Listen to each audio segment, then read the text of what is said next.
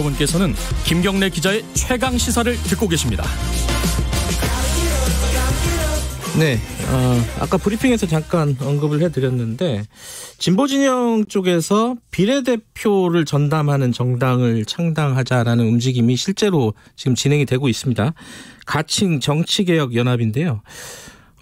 이게 뭐 위성정당 아니냐, 또 다른 뭐 그런 얘기도 있고, 그렇지 않다. 이거는 지금 선거법 안에서 당연히 진행될 수 있는 일이다라는 반론도 있고 여러 가지 얘기들이 나오고 있습니다. 그래서 오늘 하승수 정치개혁연합 집행위원장 연결해서 관련 얘기 여쭤보겠습니다. 안녕하세요.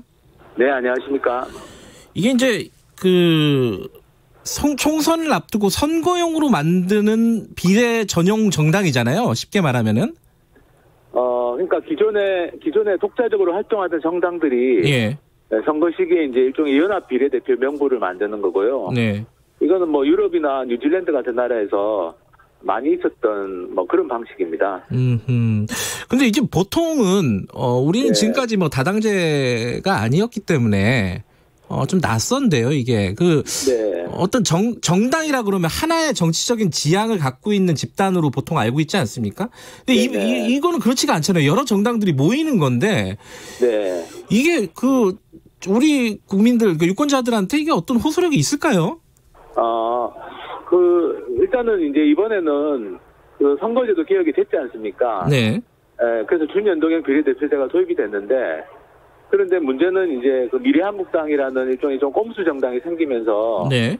오히려 비례대표제 도입 이전보다, 그러니까 선거제도 개혁 이전보다 더, 비례성이라고 하는 게 깨질 수 있는 상황이 된 겁니다. 표에 등가서. 네. 그러니까 미래한국당을 지지하는 표가 더 많은 가치를 인정받고, 네. 다른 정당을 지지하는 표는 가치를 덜 인정받는, 네. 이런 일이 발생하게 되는데요. 네. 가령 미래한국당이 한 40% 정도 지지를 받아도, 이번 선거제도 개혁에서 준연동형 30석이 도입됐는데, 네. 그 30석 중에 21석, 한 70%를 가져가게 되는 40% 지지율로도, 네. 이런 상황이 된 겁니다. 그러니까 이렇게 좀, 이런 상황이 벌어졌을 때, 네. 여러 정당들이 선거 시기에 연합을 해가지고, 이런 문제에 대응하는 것은 저는 충분히 가능하고 명분도 있다고 보고요. 네. 왜냐하면은, 만약에 이렇게 선거연합 정당을 만들어서 대응하지 않으면, 네. 말씀드린 것처럼 미래한국당을 제외한 네. 나머지 정당을 지지하는 유권자들의 표의 가치가 네. 훼손되는 결과가 발생하는 겁니다. 그래서 이런 좀 상황이 있기 때문에 아직 한국에서는 좀 낯설지만 네. 뭐 일종의 새로운 시도로서 좀 선거연합 정당이 필요하다 그렇게 생각을 합니다. 일부에서는요, 이게 네. 그러니까 미래한국당을 꼼수라고 한다면은. 네. 이것도 꼼수로 대응하는 거 아니냐, 이렇게 얘기를 한단 말이에요, 일부에서는. 여기에 대해서는 뭐라고 말씀을 하시겠습니까? 저희는 미래한국당이라는 꼼수에 대해서 네. 일종의 국민의 한 수를 두자라는 겁니다. 꼼수를 뒀는데 그럼 그 꼼수를 방치하면 말씀드린 것처럼 네. 유권자들이 던지는 소중한 표의 가치가 왜곡이 되는 거거든요. 네. 그러면 그 왜곡을 바로잡는 방법이 뭐가 있냐? 사실은 중앙선관위가 이런 미래한국당 같은 위장정당을 좀 막았어야 되는데 네. 막지를 못했고요. 네. 그렇다면은 지금은 우리 국민들이 들 수 있는 한 수를 만들어주는 게 역할이 필요한데 네. 그거는 이제 말씀드린 것처럼 연합정당을 만들어서라도 그래서 이제 각 정당에 던지는 유권자들의 표의 가치가 동등하게 인정받을 수 있도록 네. 저는 만드는 게 필요하기 때문에 이거는 뭐 꼼수로 대응하는 게 아니라 네. 꼼수에 대해서 좀 정당한 한 수를 주는 거라고 보고요. 예. 말씀드린 것처럼 선거연합은 정당 정치가 발전한 여러 나라에서 하고 있는 일입니다. 네. 그런데 미래한국당 같은 위장정당은 전 세계 어디에도 없는 거고요. 네. 그래서 전 세계 어디에도 없는 꼼수에 대해서 정당 정치가 발전한 많은 나라에서 하고 있는 선거연합이라는 국민의 한 수를 두자라는 취지입니다.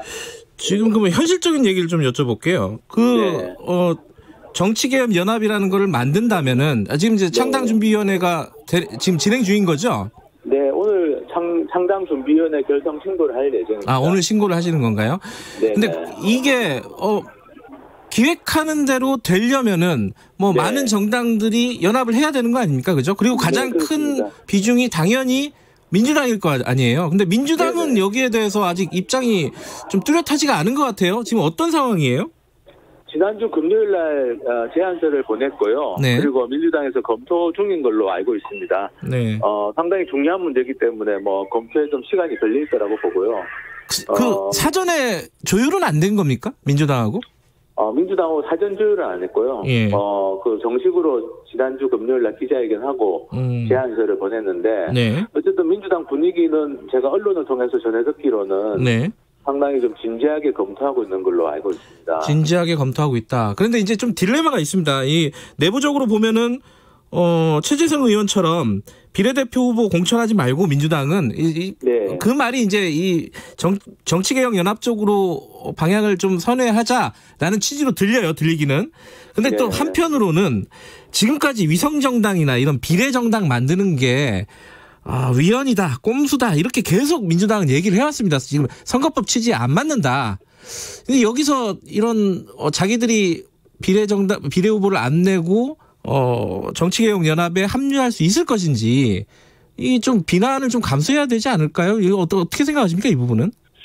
그러니까 선거제도 개혁의 취지를 왜곡시킨 거는 미래한국당이라는 꼼수 정당입니다. 아까도 네. 말씀드린 것처럼. 네. 그러면 이걸 방치하면은 제도 개혁의 취지는 완전히 사라지고요. 네.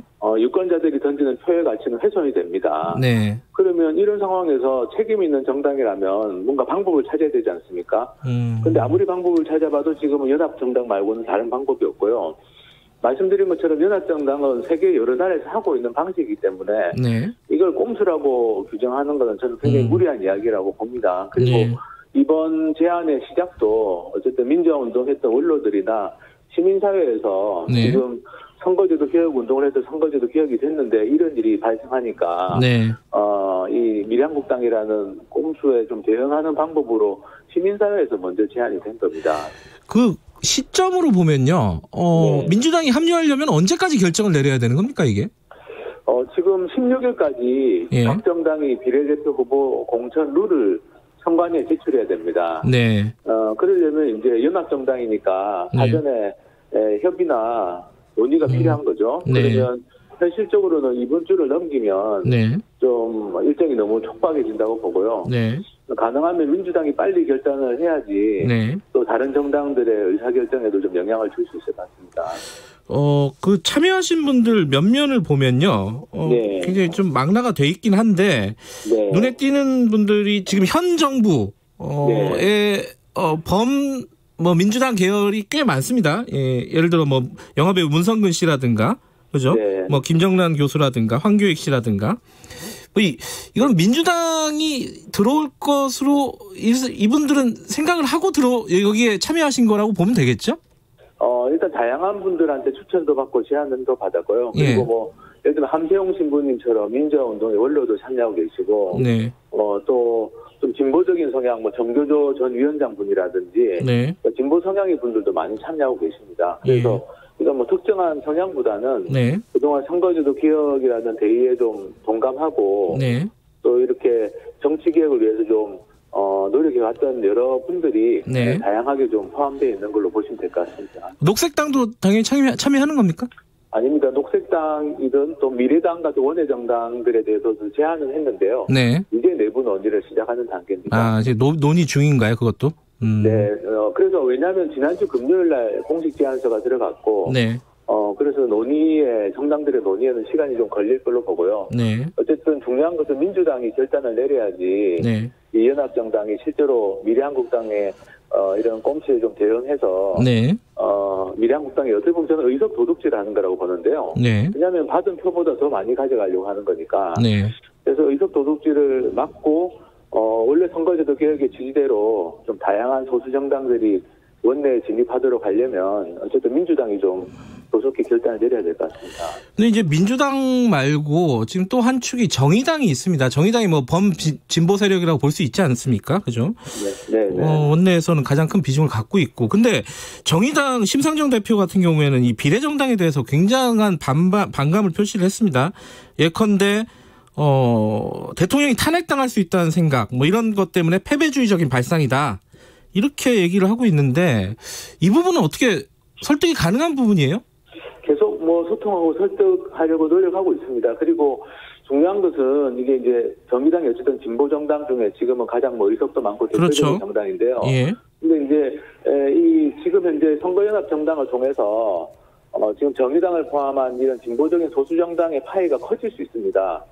그 파이는 미래한국당 파이를 가져오는 거거든요. 네. 미래한국당이 지금 자기 정당 지지율보다 한 최소 10석 정도 미래의석을 더 가져가게 되는데 그 10석을 선거연합 정당에 가져와서 정의당을 포함한 진보적인 소수 정당들이 원내에 들어도 가고 또 네. 의석도 확대되면 그러면 그게 전체 진보 정치에 저는 큰 도움이 될 거라고 보고요. 그래서 좀 대성적인 견제에서 좀 숙고를 해주실 것을 요청을 드리고 싶습니다. 그 정의당의 반론 중에 하나가 또 그겁니다. 방금 말씀하신 부분에 완전히 반대되는 얘기인데요. 이게 네. 결국은 의원 꿔주기 뭐 이런 것들이 불가피하기 때문에 중도층이 이탈할 것이다. 오히려 파이가 더 작아질 것이다라는 게 정의당 쪽의 얘기예요. 네.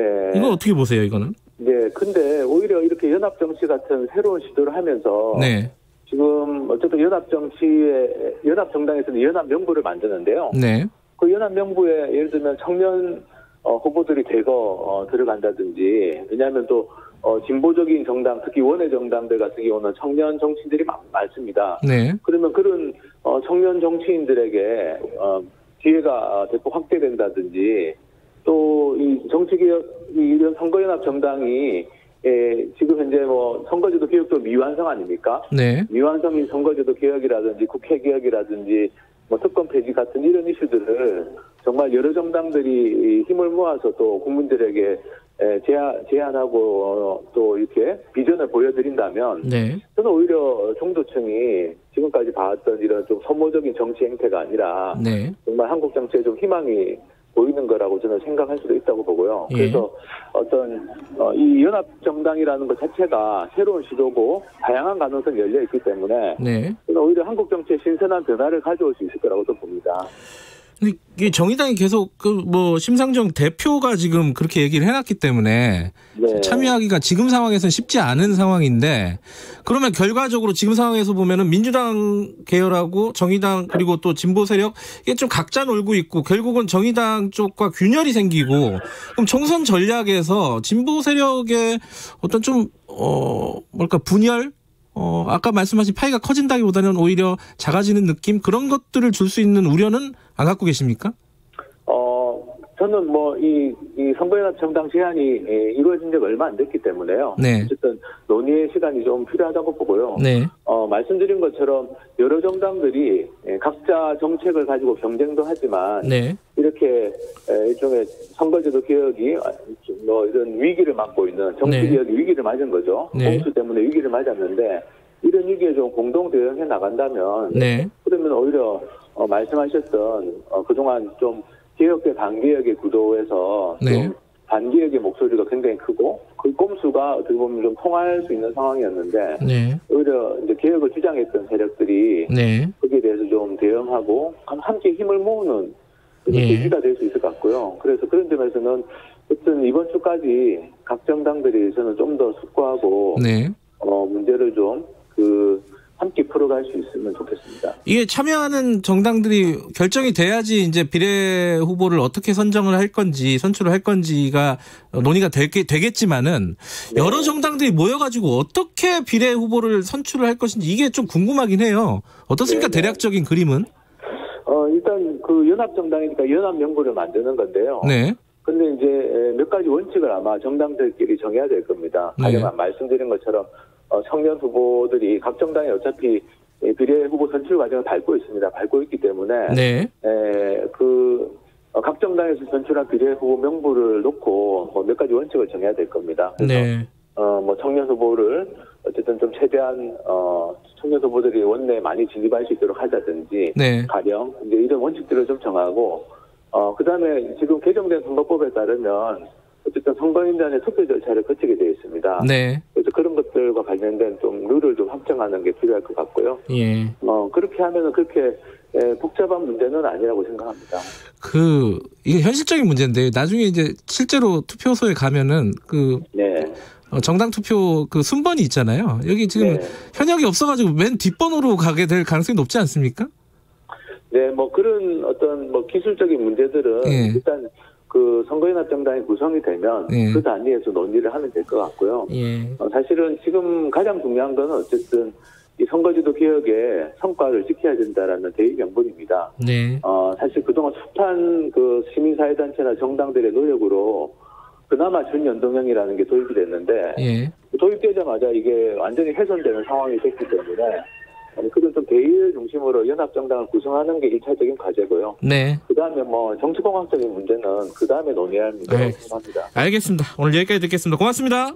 네, 감사합니다. 네, 하승수 정치개혁연합 집행위원장이었습니다.